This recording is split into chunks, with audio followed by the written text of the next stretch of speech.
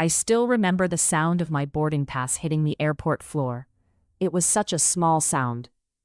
A tiny piece of paper landing near a trash bin in the middle of LAX. But that sound changed everything. My name is Emily, and for most of my life, I was the daughter who could never do anything right in my mother's eyes. No matter how hard I worked, no matter how many sacrifices I made, she always found a reason to criticize me. That morning, we stood together near the departure gate. The airport was crowded with travelers rushing in every direction. Families hugged goodbye. Flight announcements echoed through the terminals. And there I was, trying to stay calm. I had spent months saving money for that trip. Months. I worked extra shifts, skipped vacations, and gave up countless little pleasures just to afford the ticket. But my mother didn't see any of that. All she saw was another opportunity to remind me how much she thought I had failed. "Look at you," she said loudly. "Still struggling, still complaining about money. You should have figured life out by now." Her words stung. They always did. I tried to ignore her. "Mom, please, not here." But she wasn't finished. People nearby started looking at us. "You blame everyone else for your problems," she continued. "Maybe that's why you'll never succeed." My face burned with embarrassment. I wanted to walk away. Instead, I stood there silently. Then she grabbed my boarding pass from my hand. At first, I thought she was joking, but her expression was cold.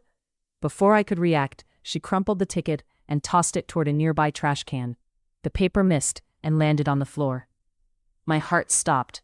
"Mom," she crossed her arms, "maybe missing this flight will teach you responsibility." I stared at her in disbelief. I couldn't understand how my own mother could be so cruel.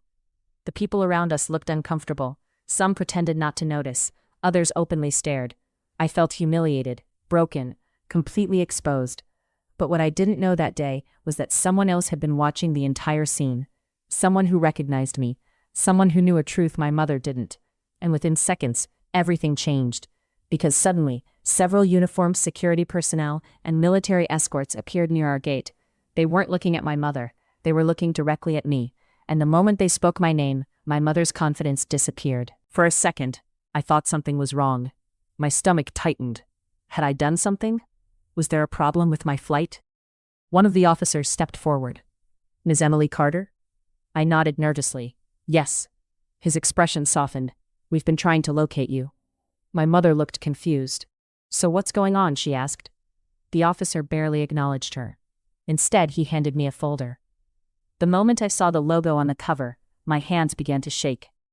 6 months earlier, I had applied for a prestigious international humanitarian fellowship. Thousands of applicants competed every year. I never expected to be selected. In fact, I had convinced myself I hadn't made it.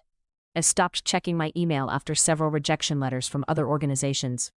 Apparently, that had been a mistake. The officer smiled. "Congratulations, you've been chosen as this year's lead fellowship recipient." My mind went blank. "What? You were selected weeks ago. We couldn't reach you because your contact information was outdated." I could barely breathe. The fellowship included full funding, international training, and a leadership position that could completely change my future. Everything I had dreamed about, everything I thought was impossible. My mother stood frozen beside me. For the first time in years, she had nothing to say. But the story didn't end there. Because as I stood there processing the news, another painful realization surfaced. The outdated contact information wasn't an accident. Months earlier, I had asked my mother to collect my mail while I worked long hours. I trusted her completely. Suddenly, memories flooded back. Missing letters, missing messages, applications that mysteriously disappeared, phone calls I never received. A horrible feeling settled in my chest. When I quietly asked about it later, the truth emerged. She had intercepted several important letters, including fellowship notifications. At first she denied it. Then she admitted she thought the opportunities would fill my head with unrealistic dreams. I felt shattered. The betrayal wasn't about a ticket. It wasn't even about the airport. It was about years of sabotage hidden behind the excuse of parental concern. Everything started making sense. Every opportunity that vanished. Every door that seemed to close without explanation. Every moment I questioned my own abilities. The person standing in my way had never been a stranger. It had been my own mother. That realization hurt more than anything. But something inside me changed that day.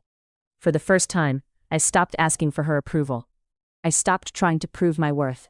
And I started believing in myself. The frightened daughter disappeared. A stronger woman took her place. And that was the moment my life finally began moving forward. The fellowship changed everything.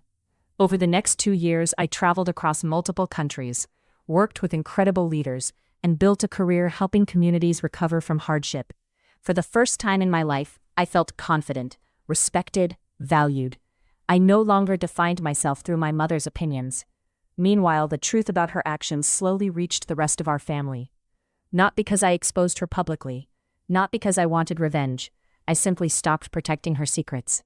When relatives asked why I had been distant, I told the truth, nothing more, nothing less. People began seeing the pattern for themselves, the criticism, the control, the constant attempts to limit my growth. The image she carefully maintained started falling apart. And with it, so did her influence over everyone around her. Years later, she called me. Her voice sounded older, quieter. For the first time, she apologized. Not perfectly, not completely, but enough for me to know she finally understood the damage she had caused. "I thought I was protecting you," she said. I paused before answering. "No, Mom, you were protecting your fear." Silence filled the line. Because deep down, we both knew it was true. She had been afraid of losing control, afraid of change, afraid of seeing me succeed without her guidance. That fear had nearly cost me my future. But it didn't, because the greatest revenge wasn't humiliating her. It wasn't exposing her. It wasn't making her suffer. The greatest revenge was building a life so strong that her attempts to hold me back no longer mattered. Today, when I think about that crumpled boarding pass lying on the airport floor, I realize it was never really about a ticket.